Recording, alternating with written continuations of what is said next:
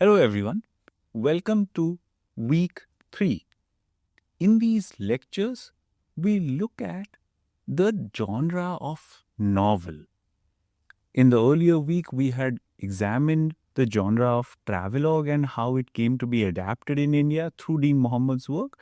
We now focus our energy on another genre, that is the genre of novel, and how it was adapted, synthesized, and indigenized by Indian writers through various examples, both in English as well as in the vernaculars and the bhashas of India itself. We look at English novels' impact on Indian reading public.